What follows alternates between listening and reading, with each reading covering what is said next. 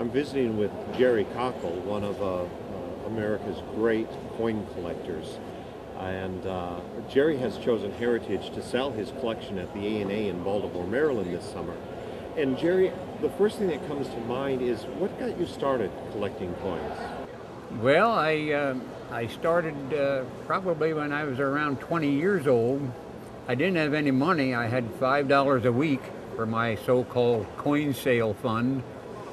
But I don't know, I worked at a dairy in Ephrata, Pennsylvania, where I was born and raised. And the fellow who was the boss there collected coins. And he brought some Indian head cents in to me one day, and I fell in love with them. And that was the start of it. Uh-huh. And it just magnified from there. But I didn't have any money.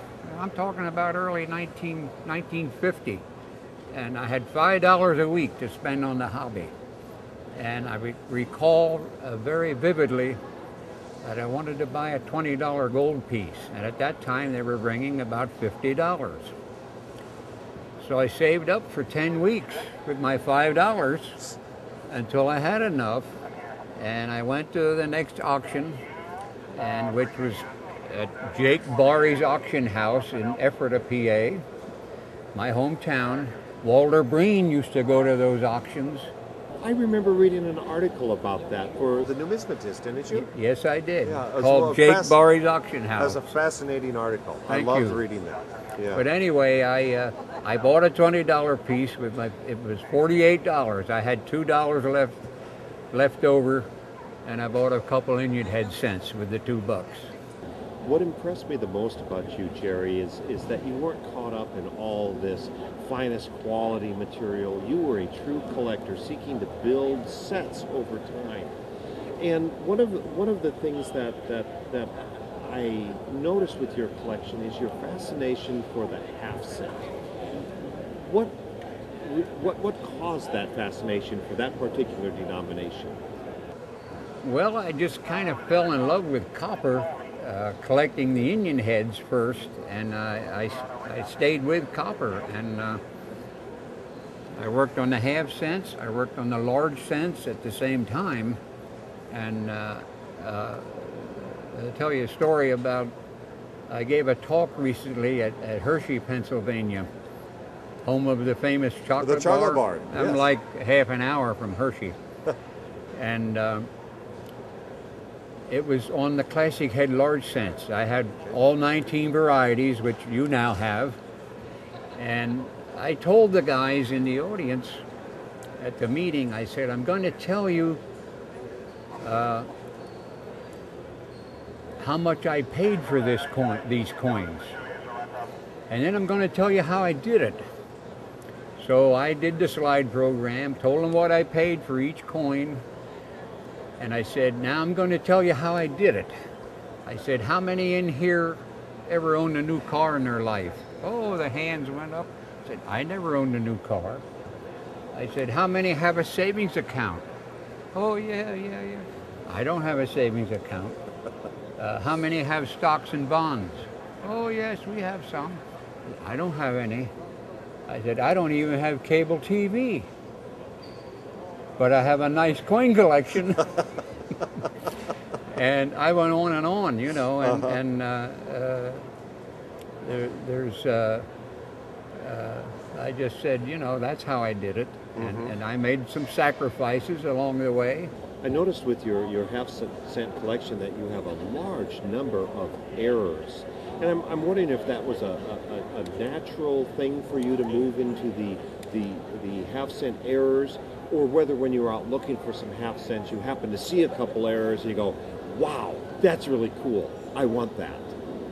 Well, you hit it on the head. That's about how it got started. I just saw a couple and fell in love with them, so I branched into that. And how many half cent errors do you have?